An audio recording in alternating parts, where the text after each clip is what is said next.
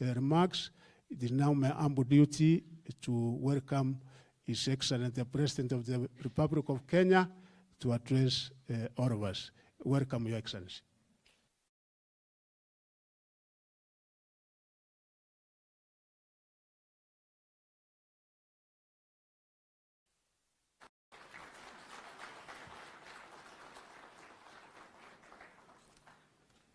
Asante sana. Tafadhali tunaweza keti chini. Asanteni sana. Asante sana Bwana CS, Governor wetu wa mji wa Nairobi, Principal Secretaries walio hapa, wabunge wetu, and all the very important people from the education fraternity of the Republic of Kenya. Good afternoon. We gather here to restate our commitment to the equity and by done very well. They provide physical, psychological, and other forms of support that minimize danger to our children and to our schools. We are here to support our officials by providing the necessary resources they need to undertake these very necessary task. These vehicles that we are flagging up today will ensure the mobility and effectiveness, including the efficiency of our education officials. They will help to improve supervision and inspection services to all schools across our 47 counties, and we expect the officials to enforce school attendance by learners and teachers and map out the necessary support required in all our institutions. We also expect them to strengthen internal quality assurance and standards the government is developing with head teachers and principals in the context of the overall education curriculum.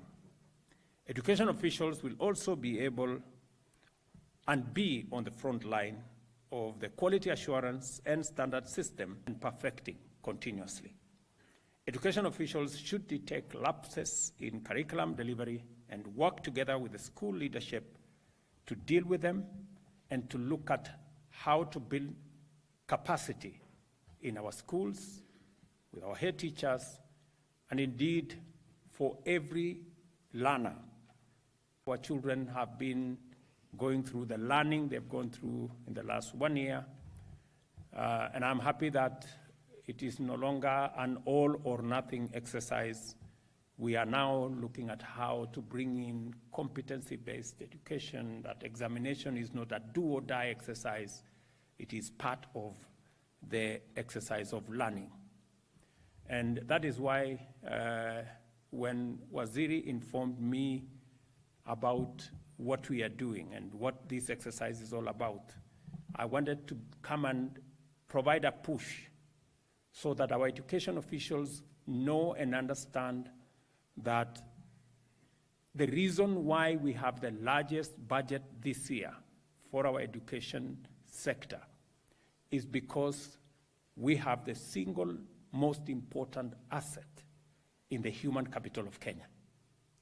And the best way to sharpen this human capital is through education and training and knowledge provision.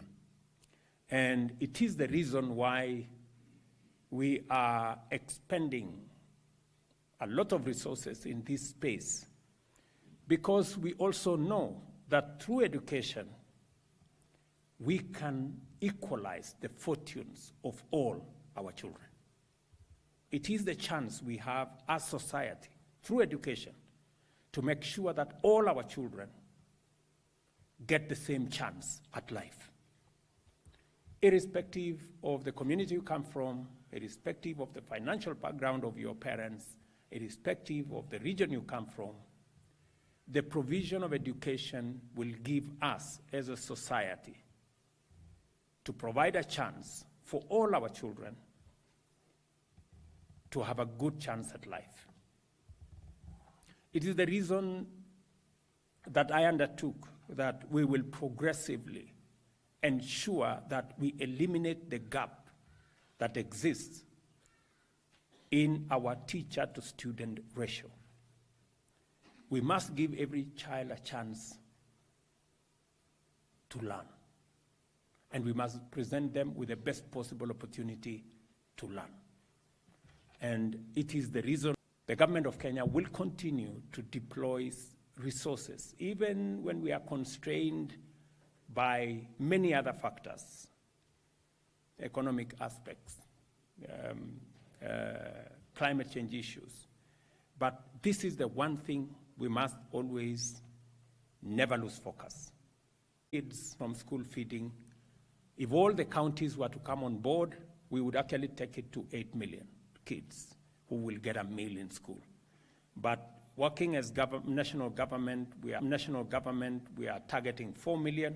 I did ask, and I want to thank the governor of Nairobi for coming through. I did ask that any county government that puts a shilling in school fees